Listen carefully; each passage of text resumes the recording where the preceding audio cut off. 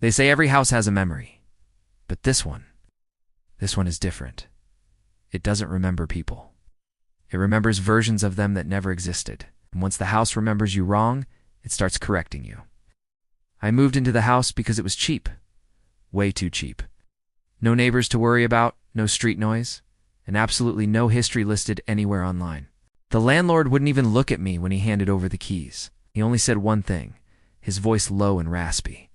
If you hear someone say your name, don't answer back. The first night, everything seemed fine. A little too quiet, maybe, but normal. Then I noticed something small. The hallway, it was longer at night. Not darker.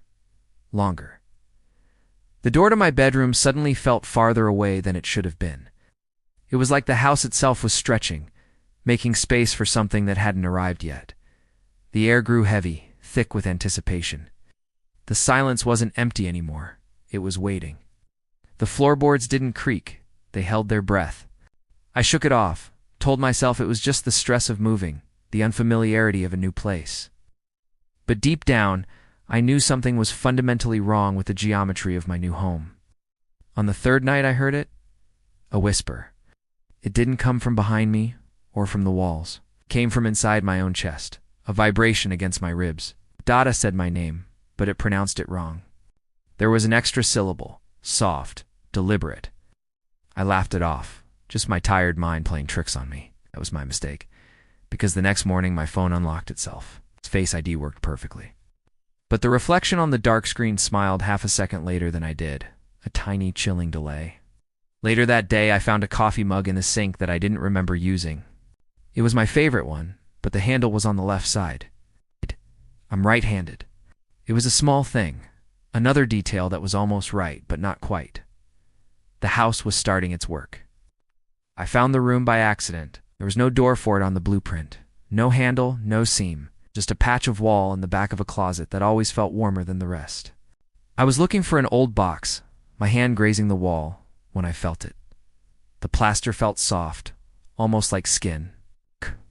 When I pressed my palm against it, the wall breathed back a slow, deep inhale. The room opened like a massive eyelid, revealing a space that shouldn't exist. Inside, there was no furniture, no windows. Just writing. From the floor to the ceiling, in a script that looked eerily like my own. Dates, times, descriptions of things I remembered doing, except they were all wrong. You didn't cry at your father's funeral. You enjoyed hurting her. You were always meant to stay. I screamed a raw, terrified sound. And as the noise tore from my throat, the room corrected the last sentence in real time. The fresh ink bled into the plaster, spelling out new words. You will scream. That night, I dreamed of myself. But it wasn't a mirror image, not a reflection. It was a replacement. It was calmer, still perfectly adjusted to the house and its strange, shifting nature. He looked at me with my own eyes and told me something that froze my blood. The house doesn't kill people, he said, his voice a perfect echo of mine. It edits them. Every mistake, every regret, every single version of you that could have existed, the house chooses the one that fits best, the one that belongs. And it removes the rest, like a writer deleting a clumsy sentence. I woke up with a gasp, my heart pounding, and found dirt packed under my fingernails, as if I'd been clawing at the earth. There, on the wall, was a new line, written in my own handwriting, still smelling of wet paint. It described my dream perfectly. I tried to leave.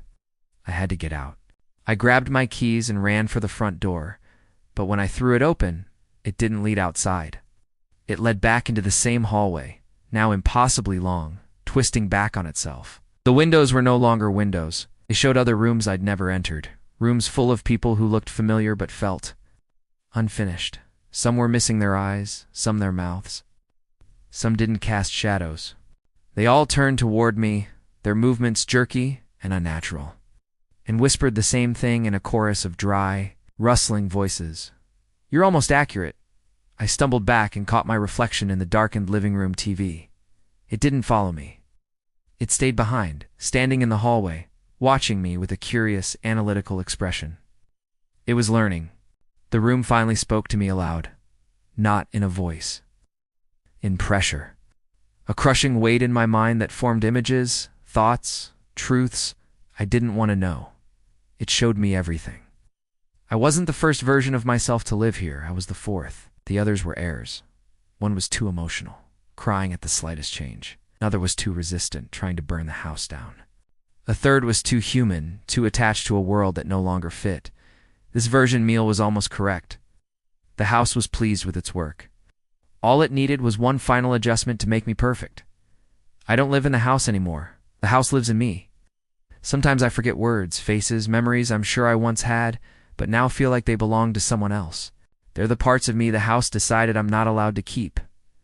If you're watching this and something feels off in your own life, if your reflection feels just a little to live, your home feels like it's learning you, it's watching you, memorizing you, it means the house remembers you. And it's just checking for mistakes. Subscribe to Vault of Secrets. Because some stories aren't told, they're installed.